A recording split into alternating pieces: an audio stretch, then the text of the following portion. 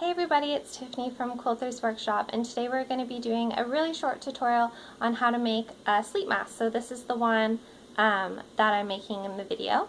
And I came up with this idea two different ways. I've been teaching loads of classes this summer so far, and one of my students is just learning how to sew, and she wanted to make some for her daughter and her friends for an upcoming birthday party sleepover that they're having to put in their loot bags. And I thought, that's a really cute idea, and as well, one of my best friends loves to use her sleep mask every single night, and I just think it's really fun. So for a children's one, I think it would be appropriate if you used cotton or flannel. You could use really fun prints, but if you were going to be making one for an adult specifically, I do recommend maybe picking up like some remnants of like some satin or silk or something at Fabricland.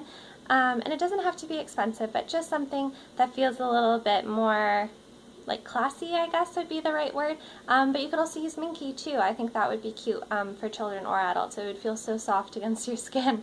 So just use up some little scraps that you have to play with it, and I think this would be a good project to teach yourself how to sew, to teach your kids to sew, and we are nearing the end of July, so we're about halfway through the summer, and if you're struggling to find some ideas to keep your kiddies occupied, I think these would be a really cute little project to do, because if you only just had like white fabric lying around, you could definitely let them decorate it, write their names on the front with like fabric pens and fabric paint and all that kind of stuff. So I just think that would be a cute little afternoon project to keep them busy. So if you'd like to learn how to make a sleep mask, you can just keep watching the rest of this video.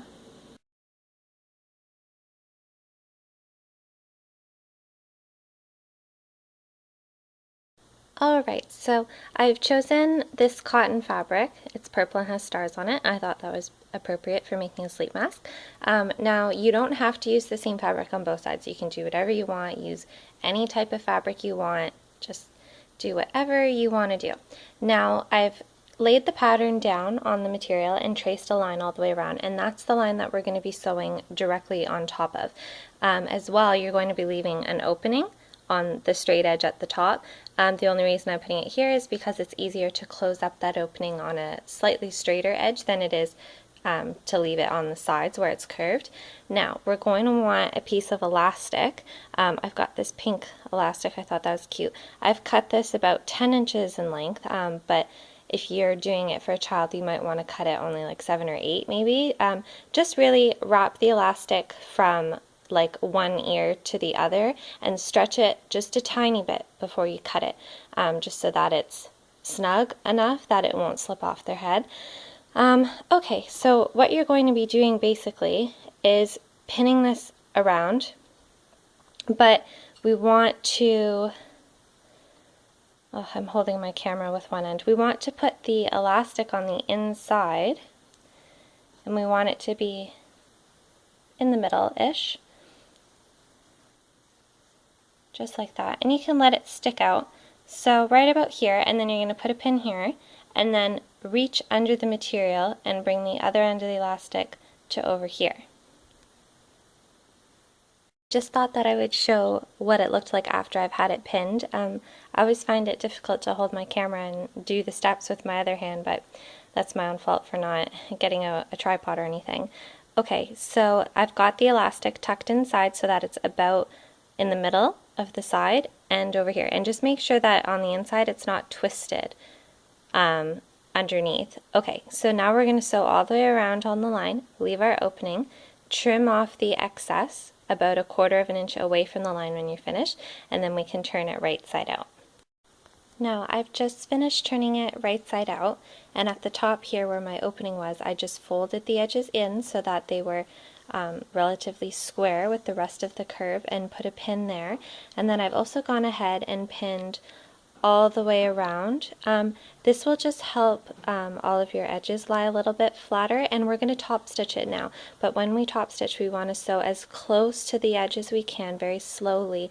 And when we do that, it will also close the hole up for us, as well as keep everything else nice and square and snug. And if it had been washed or got folded up and wrinkled, the edges won't roll around so much, and it will also help secure the elastic as well in there by sewing over top of that again.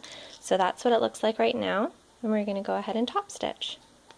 Alright, So I've just top stitched all the way around, and you can see my stitching along the top there, closed up the opening as well, and I've gone all the way around the rest of it, and that's it. And this is what the back looks like with the little pink elastic here. So if you have any questions, you can send me an email at quilters.workshop@gmail.com, but I think it's fairly straightforward. And I also thought, just while I was sewing this, that this would also make really cute little stocking stuffers at Christmas time. So whatever you're using it for, if you're teaching a child how to sew, if you're teaching yourself how to sew, if you're using it for goodie bags or birthday gifts or stocking stuffers at Christmas time, or just making one for yourself for fun, send me pictures, because I would absolutely love to see what you've done with it, and teaching other people skills and seeing what they do with what I've taught them makes me really happy, so I'd love to see that. And all of my other social media links and the link to my blog are always down below. Hope you all have a great day. Thanks so much for watching.